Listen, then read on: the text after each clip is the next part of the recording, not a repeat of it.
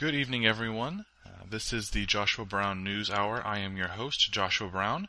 This is the podcast for October 12th, 2013. And just want to welcome everyone to the podcast. Let's go ahead and give you our information here. Our website is talknewstalksports.com. You can view our webpage there. Our direct episodes are available for download. You can also check out our show notes. Those are directly below the download. Where actually you can read the same articles that we'll be talking about tonight. And then also you can download our podcast via iTunes and YouTube. Enter into the search Joshua Brown News Hour, and our information will come up. If you'd like to contact the show, please do. Our email address is talknewstalksports@gmail.com. For a variety of reasons, you can give us an email. Let us know what you think about the show. Any comments, criticism, questions are welcome. If you'd like to submit an article, either about news, politics, or sports, please do.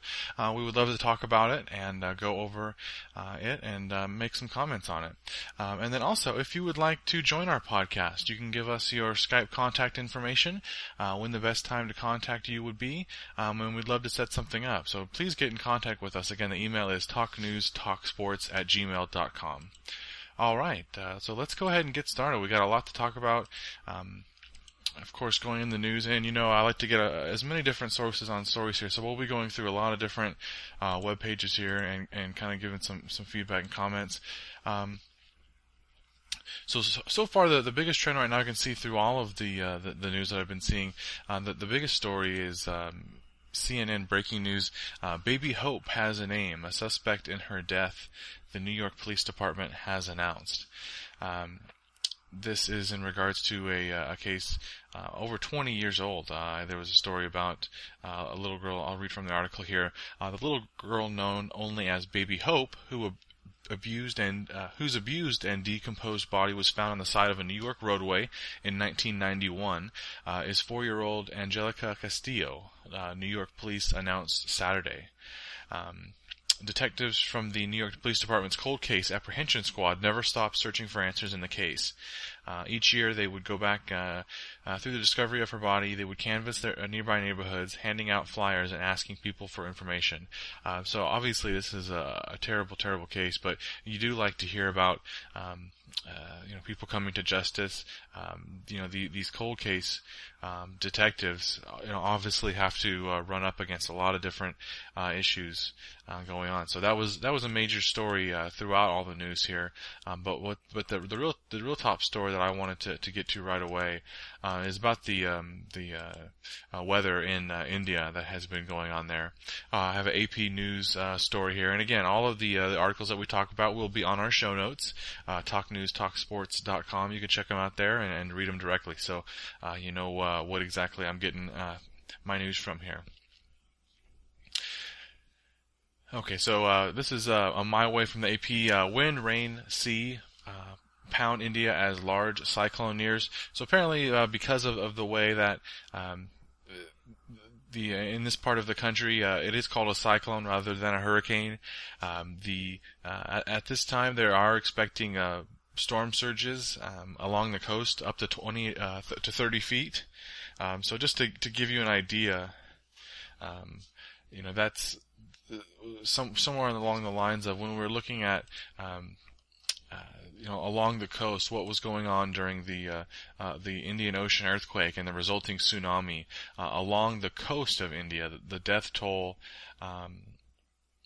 was a confirmed 12,000, estimated at 18,000, displacing 647,000. Because of course, India has over 1.2 billion people there in their country. So, I can't imagine, just from the damage of the tsunami, which although was obviously a huge problem.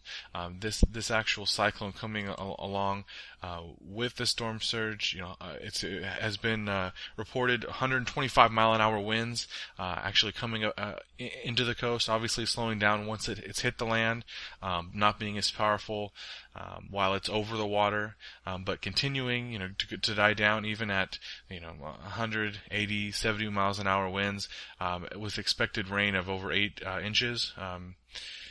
This can be, disastrous for such a country like India. And we can only hope that the amount of emergency response can be prepared. You have to think, because of where it's happening, looking at the maps here. I have an AccuWeather.com article, and I'll include this in the show notes here.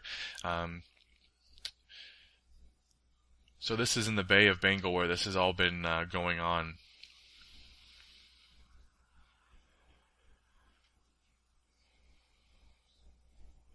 So there's also been a lot of different reports. This AccuWeather report has been saying 14 to 20 feet of storm surge. The Weather Channel and other weather networks have been reported as being higher, and I can only imagine. We don't want to think about the worst, but that could be possible. So again, the 8 inches of rain coming through the night. And I should say the night here for us Americans. But again, the way that it's coming through, you have to hope that it's something that can be dealt with fast by emergency response. You can only imagine what if something were to happen like this in an area where there had to be any type of response from their neighbor in Pakistan. So, hopefully at this time those countries and all the surrounding countries there, obviously the tsunami and earthquake disaster, not even being 10 years old yet, is going to be huge, financial stress and burden on this region. And again, there has been reported deaths. However, each article right now is just pretty much saying that there have been deaths reported, not really getting a general number here. Let me just among that. So the AccuWeather report here is now saying it's claiming up to 7 lives in India, and so again, this is very early on. I know it is just over the past. Let's see. Right now, it's about 9 o'clock Pacific Standard Time, 11 a.m. Pacific Standard Time, I believe, is when it made landfall. So, not even 12 hours has it gone through. So, hopefully, we can just provide some aid here. I think that America is going to have to provide some aid, even during this time of crisis. But again, what's going on with the government shutdown and the debt ceiling, could be a dry spell. I mean, this could be very troublesome for a country like India. When other countries, do rely on foreign aid, especially from the American government. So it will. I think it will be taken care of though by the private citizens of the U.S. They're usually fairly generous. I think that private organizations will also be able to pick up the burden here. So one of the top stories for tonight, and I'll link all of those stories so you can check out the maps, and especially there's some good videos through the Weather Channel and AccuWeather's websites.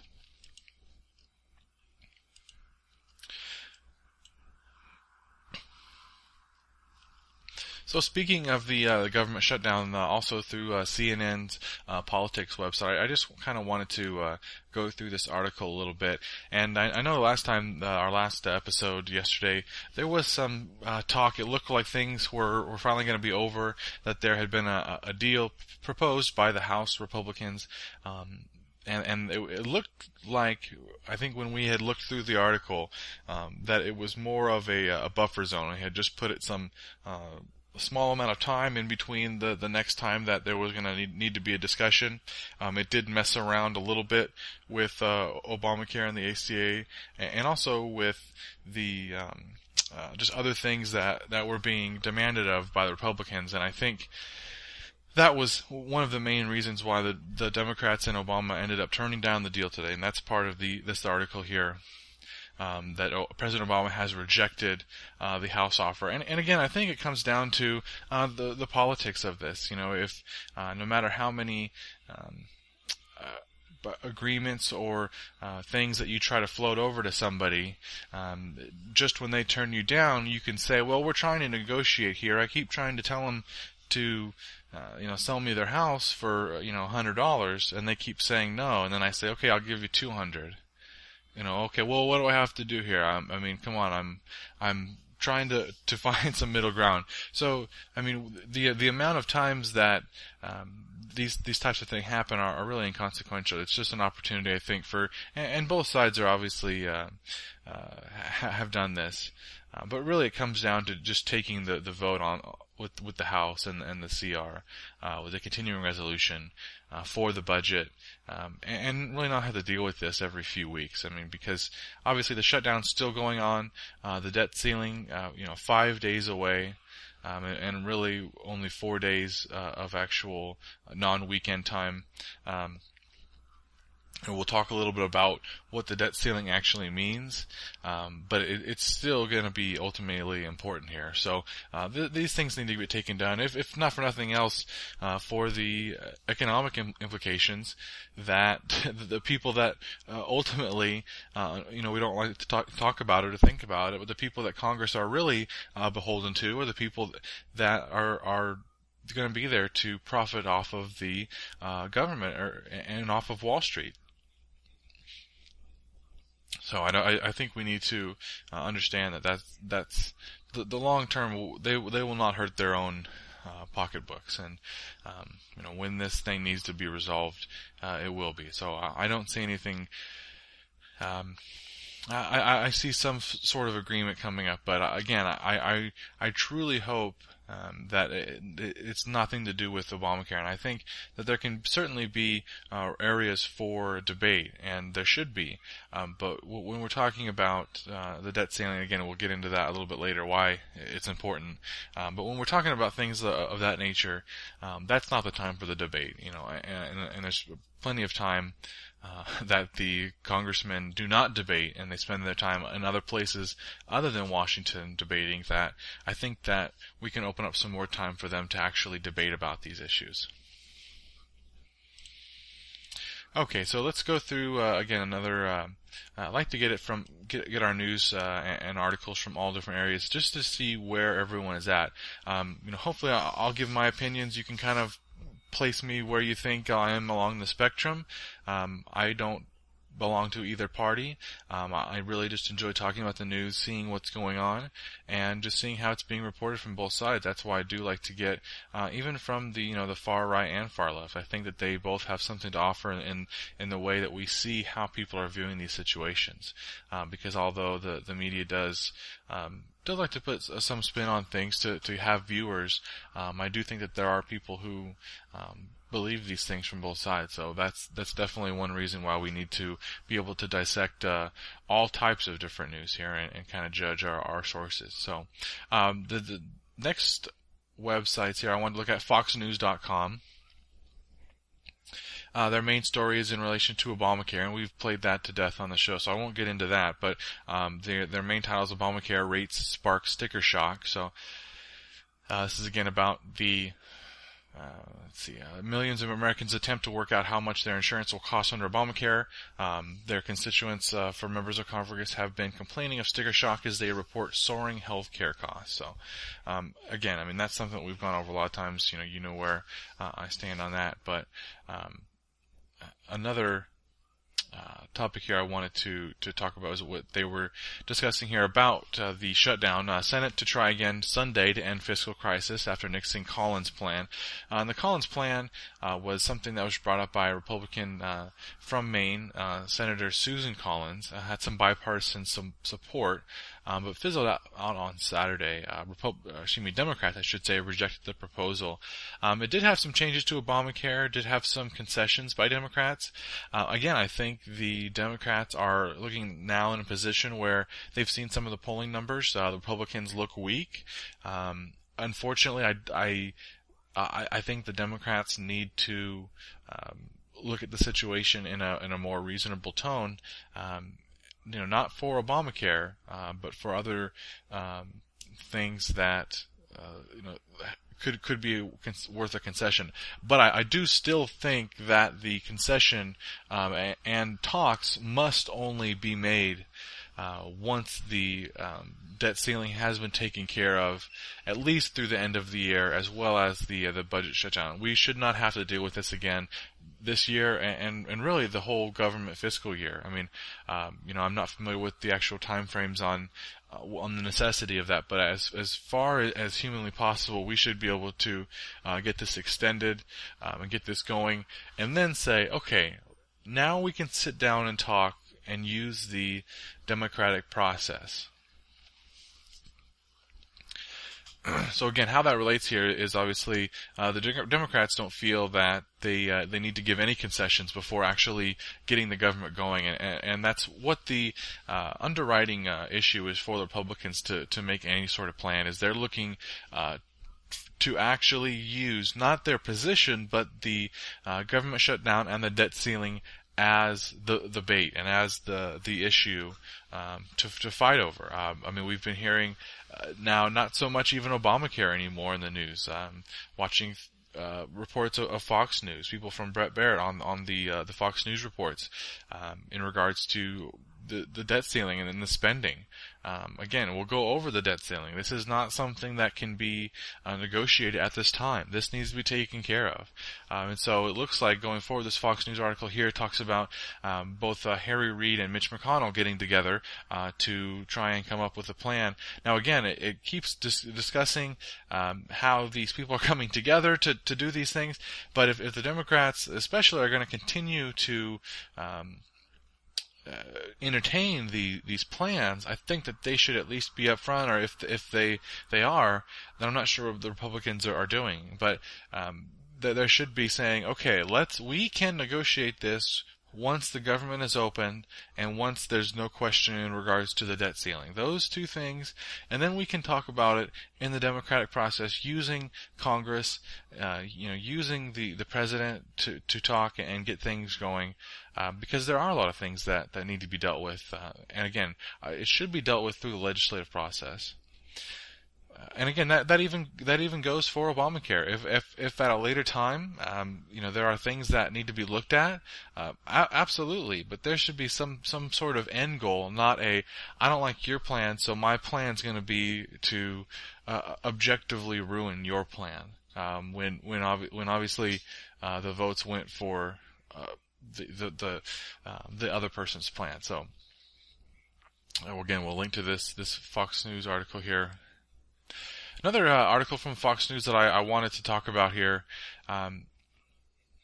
is in regards to some foreign policy. Cutback of U.S. aid to Egypt leaves Israel nervous. And this is by Paul Auster. This is from October 12th, so that's today. From the article here, it isn't just Egypt lamenting the loss of U.S. military and financial aid. Israel fears a cutoff will hamper Egyptian efforts to quell jihadists in the Sinai Peninsula, where they threaten to destabilize the entire region. I have to say, this is surprising of the not only timeliness of this article, but also just of the existence, or I guess, because normally you think of the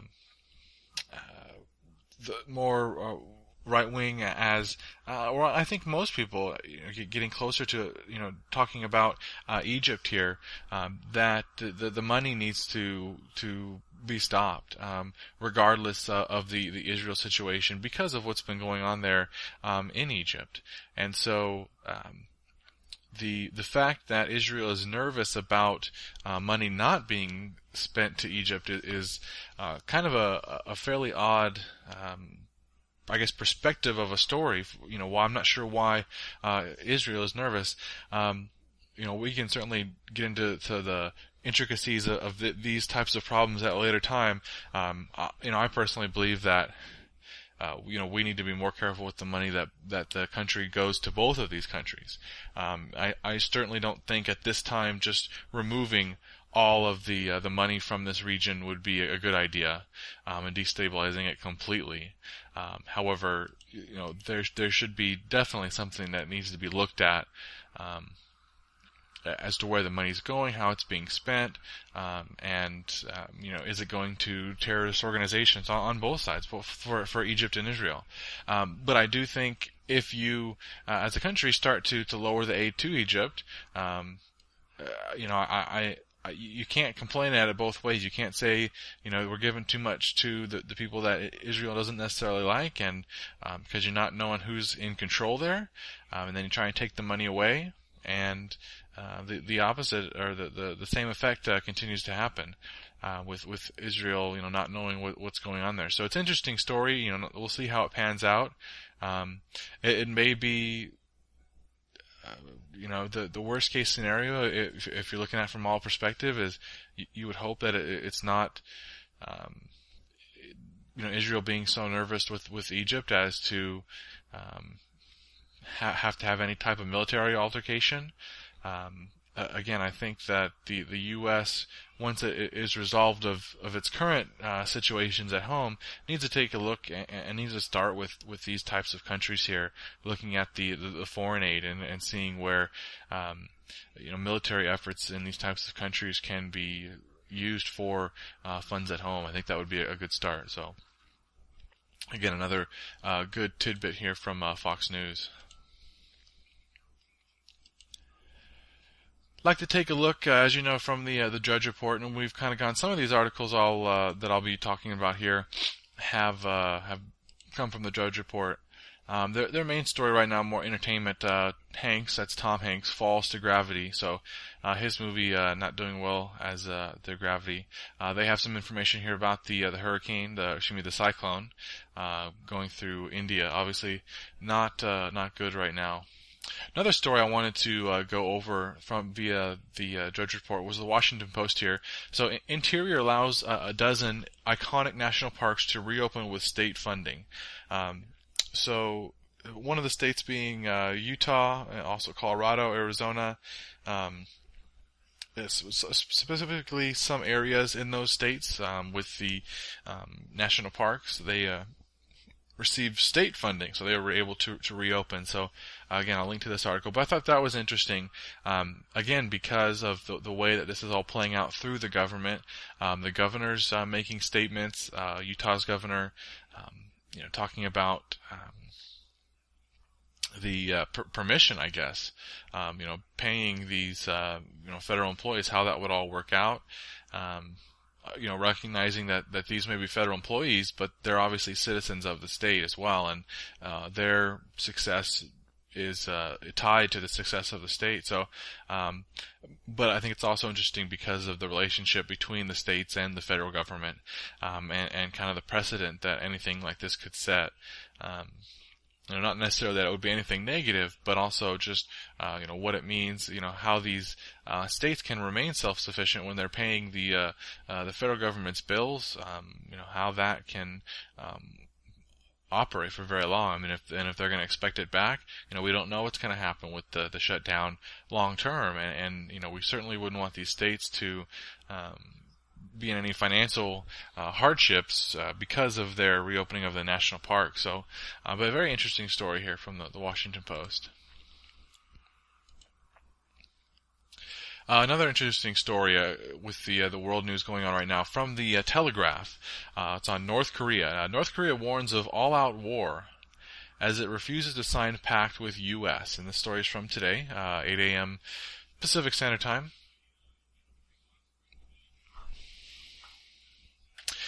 From the article here, in a thinly veiled threat to strike the United States, the North National Defense Commission, chaired by leader Kim Jong-un, said the U.S. government must withdraw its policy of hostility against the North if it wants peace on both the Korean Peninsula and the U.S. mainland. This is from a spokesman of the NDC.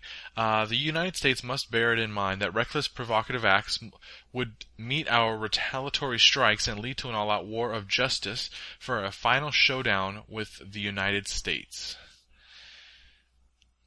So this has been obviously brewing since Kim Jong-un had taken power. It looked to be somewhat quelled for a few months there, and then over the past couple of weeks there have been some other stories breaking out, unfortunately, about the North making demands. I know that there had been some military staging by South Korea, the U.S., and Japan for what they called disaster preparedness, and I know that kind of that must have been something to the North that had viewed that or used that or somehow incorporated that into their rhetoric. Unfortunately, right now they seem to have a lot of ammo and it's just unfortunate, like I said, they may also be using this time when the U.S. government is having issues to kind of make these threats, maybe not understanding the implications that it has. I think certainly you have to take care of these domestic issues first, though.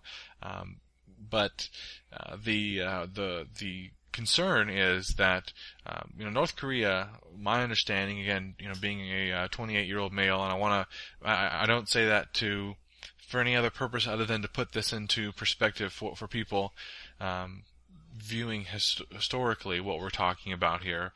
My view of North Korea was always that it was a couple of year thing. You would deal with these types of things every few years from the North Koreans.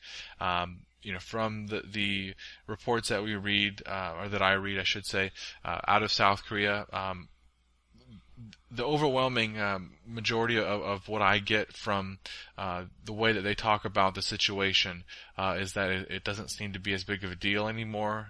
They don't take it seriously what the North Koreans say. Now, the reason that's a concern to me is because it's happening, or has been happening now with a little bit more frequency. I know it's only been twice, but still, very, very much a concern, especially depending on the nuclear abilities, the relationship that we have with China, our debt, things like this that can all come into play. And at some point, I do think there will be a need to deal with this, not only from just being a problem, a pesky situation every couple of months or every few years, but from a human rights standpoint, at some point, the doors are going to get blown off of this thing. We keep seeing reports. I mean, Christopher Hitchens had a report a couple of years ago when he was able to get into North Korea. There was a great story, and I'll have to find it, that was on Reddit of someone going in and some of the pictures that they were able to get, some of the videos that they had from inside North Korea. And I think, again, these are all from the places that they let you go.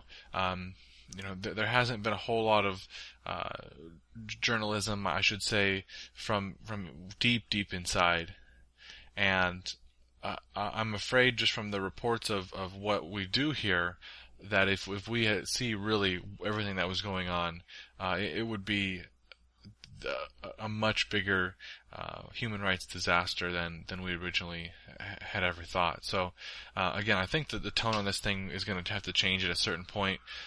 The amount of people that would be basically refugees would be in such bad financial and any type of physical and mental state. They would be in just absolute terrible situations, and you would have these people completely that have been brainwashed by a country, many of whom don't necessarily live in a obviously a developed country.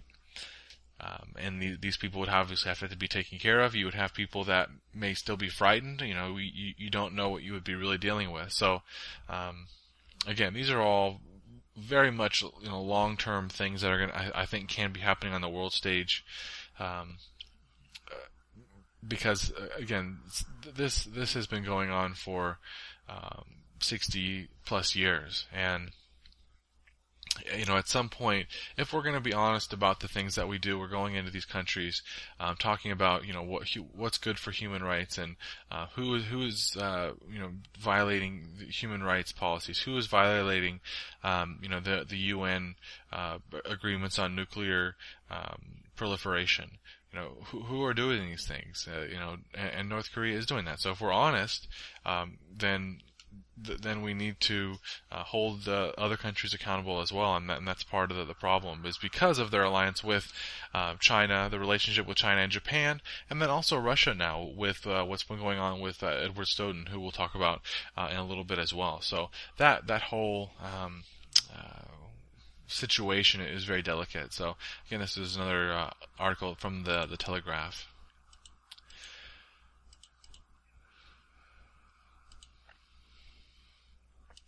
Now going to Huffington Post, I always like to check out because they're usually in direct opposition of what the Drudge Report has been saying, so that's always fun to see the difference. So their main title here is Sequester Stand, Government Shutdown Negotiations Stuck on Sequestration. Go down to the article here. The parties have different views. We passed a budget with $1.058 trillion, and they passed one, the Ryan budget, at $988 billion, Schumer said. So that is a serious issue. Senate Majority Whip Dick Durbin called it the single biggest sticking point in negotiations, while his counterpart in leadership, Chuck Schumer, deemed it the central dispute. So it looks like that there's also the issue with sequestration that's been an issue here, and it looks like that if the Democrats are trying to play this in such a way, they could make up some ground on some other issues here as well. Because again, I think the Republicans have been put in a position with the polls that they could all end this if they just agreed on the vote. And I think at that point, the problem is that they don't want to do that because they'll lose out unless they could get the votes of those Republicans who are saying that they want to just end the shutdown. But if those 21 or 22 Republicans would vote with the Democrats, the Republican strategy should have been to just say, let's do the vote, and not have to keep dealing with this, because now they're getting tied in, and now they just need to see that their bluff was called, and see that the Democrats now are trying to pile on other things, add to the budget. But again, going back to what I wanted to talk about, so the making a budget here, should be a priority. Getting the government back on track, that needs to be taken care of absolutely as soon as possible. But with the debt ceiling, what is being talked about on the right, I've noticed a lot listening to Fox News, Glenn Beck, is the idea that this debt ceiling raises the amount of money that the government is allowed to spend. And that is just not true. That is not what this current vote is about. This vote, because again, there's an article with a video from Ron Paul talking about. Now, I don't necessarily agree with everything that he says about the shutdown or about anything that he says in general, but he was talking about, and I've heard on other sources as well. The government actually went through the debt ceiling months ago. That wasn't the issue. The issue here is actually paying for what has already been allocated to be spent, or that has been spent. So making the actual payment, once you have charged something. And that's what needs to be recognized, because you can't just not pay the bill. And I think that's something that Obama has been saying, and very rightly so. And again, I think once the Republicans agree to have the vote, and agree to come back to the bargaining table, there can be real negotiations at this time in the country, even though the country is overwhelmingly in a liberal position. The president is Democratic. The Senate is Democratic. Depending on how the House had been cut a few years ago, I think it, in the next year, because of the way that this has gone for the Tea Party, could be Democratic. So this is now their time to remain relevant. And I don't think that is being noticed at all by them, unfortunately. So, again, this post from the Huffington Post here on the sequestration being added to the negotiations here. My best advice here would be to get out while you can now. Don't let the Democrats start piling on other issues that they can make talking points, especially the sequestration.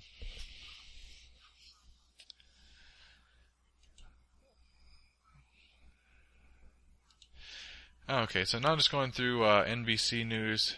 You guys know I like to check out also Reddit, of course, Reddit World News, politics, different things on there. Those are always interesting to talk about. I like to see what's going on, what people are thinking about. I know that Reddit can be a small sample sometimes, but you know, I like to see what's at the top here. So one of their stories. One of the big stories out here is in Tech News. I have this article, and it's been a lot of different sites, but the one I found here was from arstechnica.com, and of course I'll have it in the show notes. Google will soon put your face, name, and content in its ad. This is by Casey Johnston. This was out actually October 11th, so yesterday. And they have a couple pictures here, and it's basically a picture and a rating, like a star rating, a very short clip of a type of rating, what you may have said, and then your name there. And what's actually very interesting is that the tone of the article is obviously that it's very intrusive, and let me get into the article here. If you always wanted to see your shining face next to Google Ads, your wish will soon be granted. Today, Google announced plans to roll out shared endorsements, which will augment its own advertisements with information from users who rated, reviews, or gave a +1 to the service or located in question. Now, I want to get to the part of the article here. Google specifies that the privacy scope of the content you share will affect how it is used in an endorsement. If Brodkin shares that favorable, Brodkin is the person that they were talking to for the article. So I'll just say, if someone shares that favorable Nickelback review to only his Google Plus circle of friends, only they will see it. Users are opted, this is from another paragraph here, users are opted into Google's new scheme by default. To me, that's the main problem of the entire program here. Really unfortunate here, because I think that this could be a great service. What Google should have done here, because I'll just give you an example. I type in yelp.com in Google Chrome, my browser, just now. It auto-recognizes where I am, so it takes me to Yelp for my Northern California city here. Again, I'm not logged in, because it looks like because I'm logged in to Facebook, I'm also logged into Yelp here through where my location is, so it's already got that going for me here. And again, what do I see? I see places, I see stars, I see people's names, I see, actually I'm sorry, I don't see the people's names, I see their pictures, I see people eating, I see people drinking. I'm sorry, I do see people's pictures, or names. Names, pictures of people eating with their family, with their children, and I see whole reviews of what they've done. So this idea, the general idea about all of those things being put in public is obviously not the problem, because people are willing to do that. And I mean, I can't imagine what Yelp's financials look like. I don't know. I know that they've had some issues with their customer service and making outbound calls for sales purposes. But the cool factor of having a centralized location of making these reviews and being able to review a place and being able to see what's in your area, with Google's power, they were in a great place, I think, to do something like this. Should have done it. Should have made it optional. Should have put something in the language saying, we can do this, or will you allow us to do it? And then make it optional for the people that are actually wanting to sell. Say, hey, we've noticed that there's these 10 people have reviewed your website. So I think it's really just a missed opportunity for Google. But again, the outcry from people, I understand that you have to opt out. I understand that it's from Google, and people are like to kind of bash Google right now. But I don't really understand the outrage specifically about the information that is showing up. Again, because people are so much more willing to do it on sites like Yelp when they feel that they have this better perception of control. When really it's the same amount of being in public. So. Again, interesting story from Ars Technica. We'll put that up on the show notes. And wow, we've been going a while on the news here. There's just so much stuff to cover. I like to get all this stuff in, especially on a Saturday night. We're rolling here. I want to cover one more before we hit over to the sports. This is a YouTube video via Reddit over in the politics subreddit. It's about Edward Snowden. There's another video of him now coming out and speaking at an event with some former U.S. government officials from the NSA, FBI, and I believe the CIA, some other designations as well. Basically, making some more comments. I don't think it's necessarily anything new. This is the videos from RT. I believe that's a Russian station. But again, I'll put their information and link up.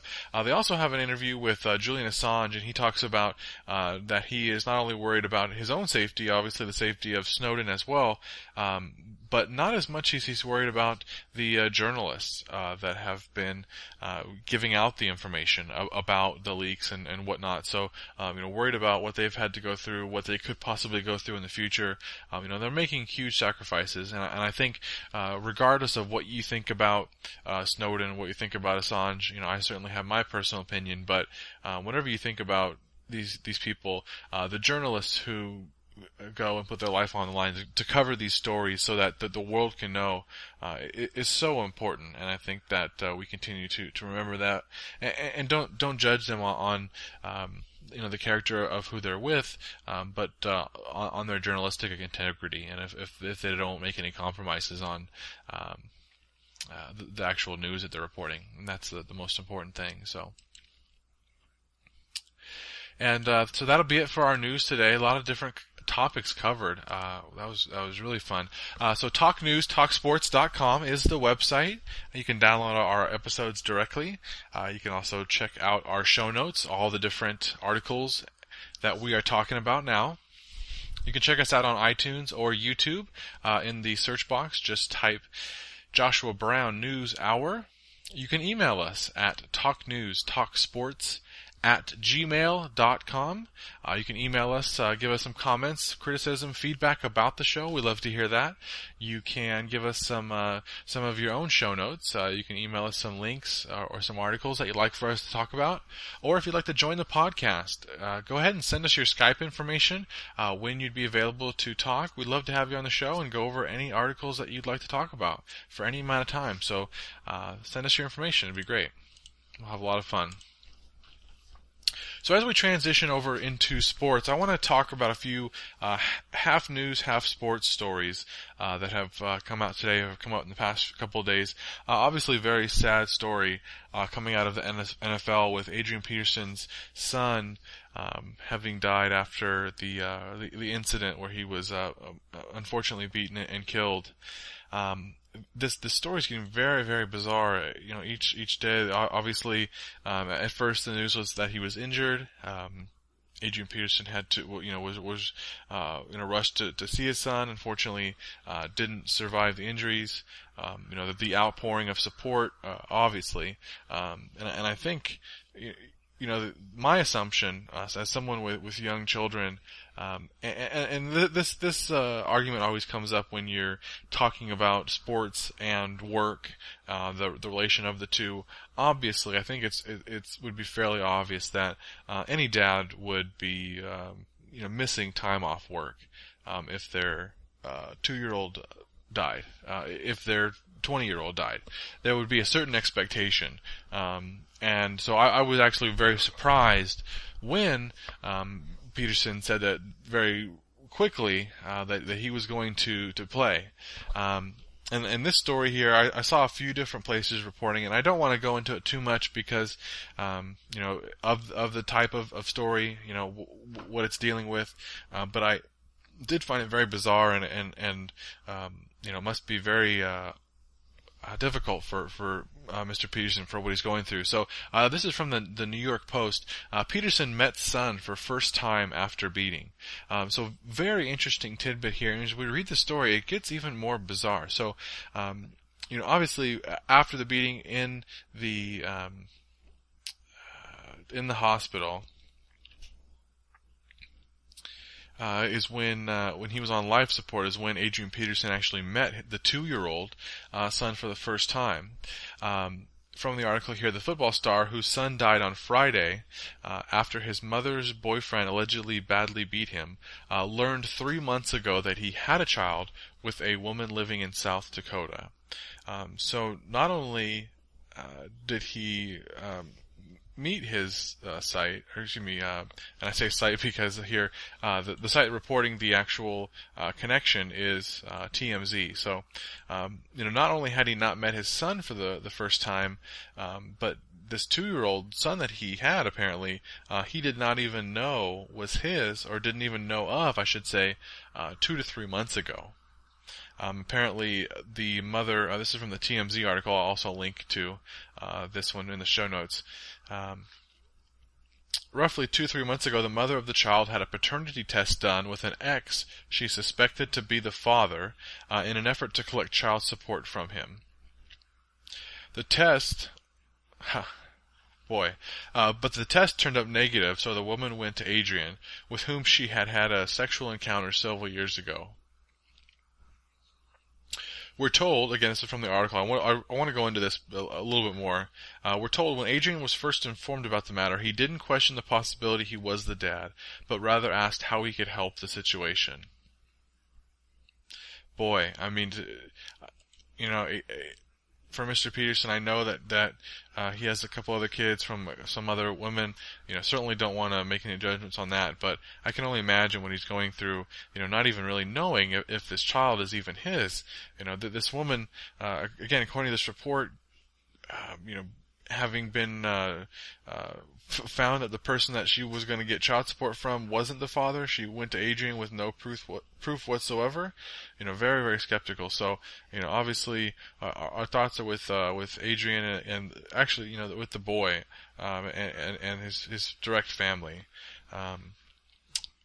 Hopefully that the best can come of the situation. Adrian can get some peace out of this. If the child was his or not. Because that's important for everybody. Another story I wanted to go into a little bit about sports. This is from a local CBS affiliate in Philadelphia. I'll link their website here. Health. MRSA infects some Tampa Bay Buccaneers players. Will Eagles game go on? So this is from the 11th. So yesterday, questioning report about the infection that's going around the Tampa Bay Buccaneers locker room. Obviously, with this type of infection, from the article here, on the skin, MRSA can look like a blister or a rash that can become swollen and painful. It's a type of staph infection that's often resistant to most antibiotics and can be difficult to treat. It's passed by close contact with other people who either have an infection with MRSA or they may just have it on their bodies. So it's become a problem for many sports teams, athletes being in close quarters, equipment, showers, things like that. And it's really been kind of a black eye on some of the the NFL organizations I know, when this kind of happens and an outbreak happens. So Tampa Bay Buccaneers have been reported with 3 players with this. Obviously, as we've seen over the past couple of weeks with the NFL, there is no shortage of blood out there, torn up, tears, scars, things where this exact type of thing. Not only just to the other team, think about your own team. Think about, I certainly hope, with 3 players and all of them together like that, it doesn't turn out to be more. Whether or not it's going to be an issue for the game, still yet to be seen. So hopefully the game can go on, but in a healthy environment. So let's get into the NCAA scores today. Again, this Saturday, dominated by college football sports this time of year, and also the Major League Baseball playoffs. We'll be talking about that in a little bit, but let's get to the college football top 25 scoreboard. It's a final now. Texas A&M, number 9, scored 41 points against Ole Miss. They scored 38. Cal is down right now in the third quarter to UCLA. They're number 11, 27-10. It was number 25, Missouri, beating number 7, Georgia, 41-26. That was kind of a shocker. Missouri, 6-0, has been playing especially well. 2-touchdown win over 4-2 and number 7, Georgia. So, big win for Missouri. Pittsburgh falls to number 24, Virginia Tech, 19-9. Iowa State loses 35-42 to number 20 Texas Tech. Texas Tech 6-0, climbing the ranks there. Another shocker. Actually, both teams playing well, but number 12 Oklahoma loses to Texas 36-20. Texas, kind of been up and down. They are 4-2, but a lot of pressure on their coach Brown there in Texas, but pulling up the 16-point win over number 12 Oklahoma in the Red River game. Mr. Clowney answered some questions today, came back, played for number 14 South Carolina. They win 52-7 over 3-4 Arkansas. Leaves them reeling here. Number 3 Clemson, they're 6-0. They beat Boston College 24-14. Number 15 Baylor 35-25 over Kansas State. LSU, number 10, takes care of business over number 17 Florida 17-6. Northwestern falls today to Wisconsin 35-6. Number 2 Oregon takes care of business against big time team here, Washington, number 16, 45-24. Huge game here. Oregon's starters finally had to play in the second half and into the fourth quarter, but again, taking care of their business, away from home. So that's a big game for them. Penn State, winning against Michigan, upsetting them. Number 18, Michigan, 43-40. Number 23, Northern Illinois over Akron, 27-20. And the big shocker of the day, Utah, over number 5 Stanford, 27-21. Stanford just having trouble in the middle of the game to score any points. Utah just really running wild. They're 4-2. Number 1 Alabama, showing up today, 48-7 over Kentucky. Earlier in the week we had Louisville over Rutgers, 24-10. All right, so let's get over to the MLB scoreboard for the weekend. Of course, yesterday we had the first game of the NLCS, the Dodgers losing to the Cardinals 3-2. They will play.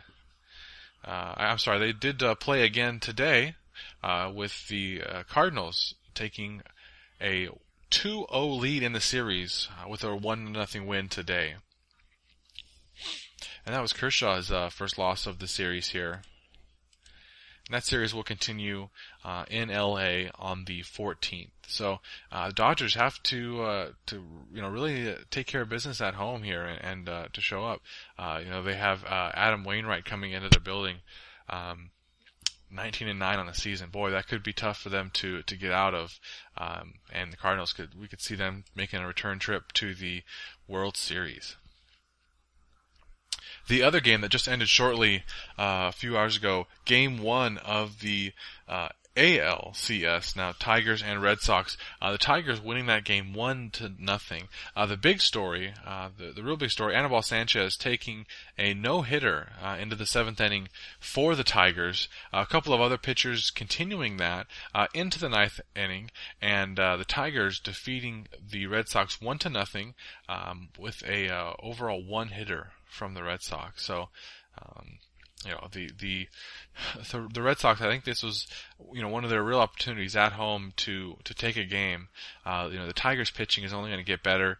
They have, Verlander, the way that they've been pitching, against the A's, the amount of runs that they were able to manufacture, against teams that, have normally been, not had as much trouble with the A's, and the Red Sox, both having, not a difficult time scoring runs, and absolutely shutting out the Red Sox. 2 games, absolutely shutting out Oakland.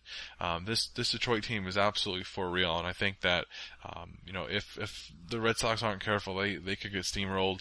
The A's really didn't get steamrolled. I think in the same sense that they didn't. They kind of put up more of a fight, but I still think that Tigers pitching. Was just unhittable at times, and was unhittable long enough for those games that any offense that they could try to muster just really didn't matter. And again tonight, the Tigers themselves didn't really hit that well anyway. So, when you only need 1 run for run support, the games. I mean, it's not even going to matter on defense. So. And their next game will be tomorrow, 5 o'clock. If we have our show tomorrow, it's going to be really late.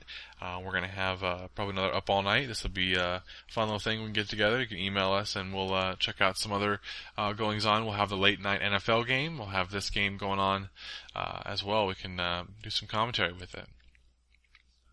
So yesterday we had the NFL picks, went over those. Still feeling pretty good about that. But I wanted to get over last thing of the day here. Was the injuries. So go through some Week 6 NFL injury news. This will be on ESPN. I'll link this in the show notes. So we'll go through the positions here as they have them listed through ESPN for our questionables and probables, and then we'll go through our list of who is out. Michael Vick questionable for the Eagles. Actually had full practice on Friday. He might be available as a starter, but it doesn't look like he's actually going to be playing. Still looks like it's going to be Nick Foles. If Nick Foles goes down, it looks like Michael Vick may have an opportunity because he will be active. Running back C.J. Spiller is questionable. They've had some time in between games.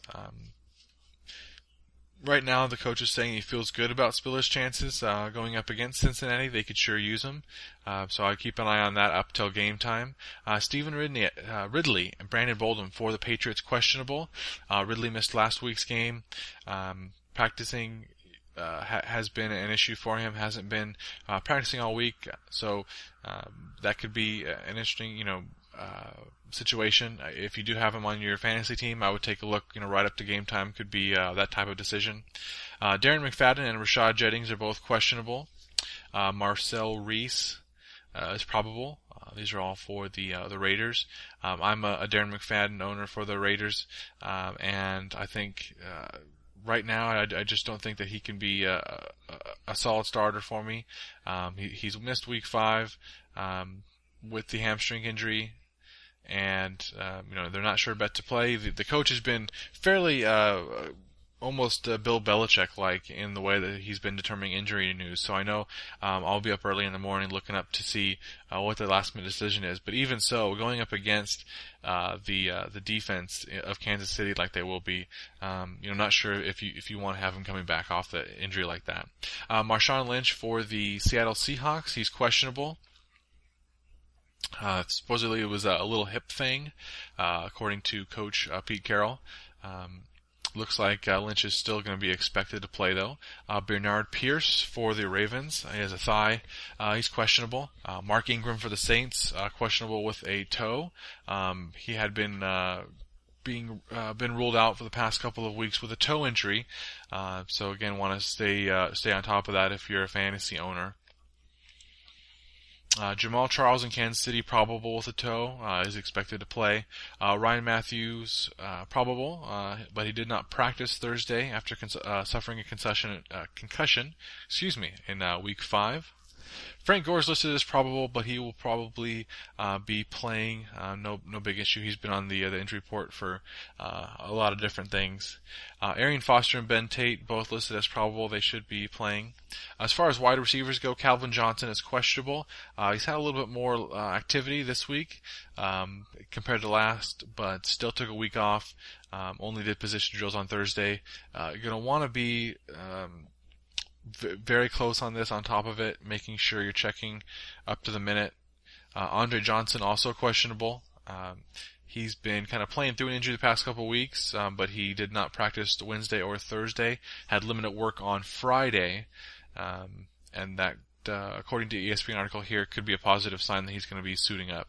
Larry Fitzgerald is questionable for the Cardinals. They're really going to need him. They absolutely need him. That's going to be important, so we'll see. That's going to be game time. Unfortunately, it's in the afternoon, so that could be a problem.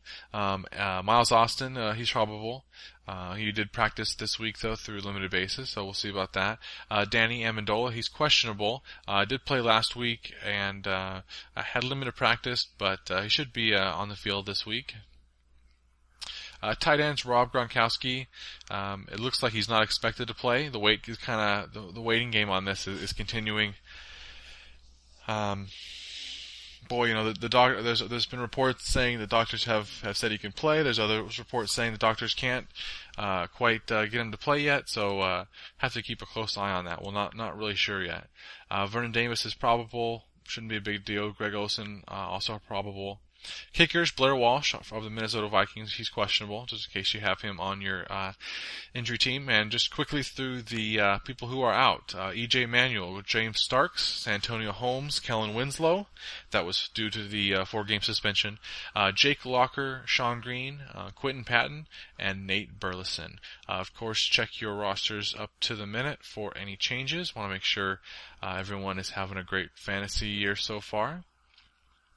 So that's going to be our show for the day. We did talk, a lot about politics and a lot about the news that's going on here. I'd really love to have as many people involved as possible, so definitely continue to check us out. Our website is talknewstalksports.com. There you will see our website. You can download the episodes directly in MP3 formats. You'll also see our show notes there. You can click on the links that I discuss and talk about.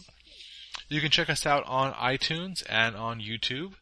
In the search bar for either, just type in Joshua Brown News Hour. You can find us there. If you would like to email the show, and we would love for you to do that, our email address is talknewstalksports@gmail.com. Please email us. A couple different reasons that we would love to have your email. Email us with any questions, comments, criticisms, concerns that you have about the show. We would love to hear from you. If you have an article about news, politics, or sports that you would like to hear us talk about, please send that over. We would love to have a look at it and give it some discussion time. Or if you would like to join the show and bring an article on that you'd like to talk about with yourself or with us. We would love to have that opportunity. So send us your Skype information. Send us a time that we can talk, and we can set that up to have you on the Joshua Brown News Hour. It's been great sharing the night with you guys tonight. Have a safe weekend, and we'll be back here tomorrow night.